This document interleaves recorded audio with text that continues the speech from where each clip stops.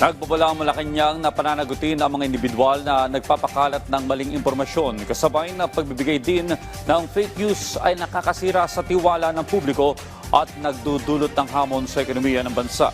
Ayon kay Palace Press Officer at PCO Undersecretary Claire Castro, hindi palalambasin ang batas sa mga gumagawa ng ganitong uri ng paglabag at dapat ibase sa katotohanan ang pagbabahagi ng impormasyon.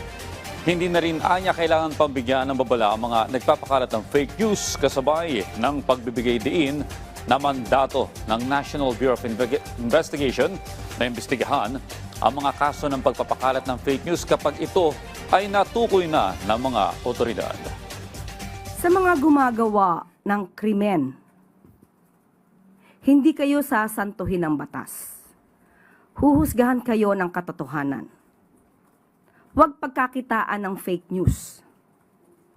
Katotohanan lamang ang inyong ibigay at hindi po kayo nakakatulong sa ekonomiya.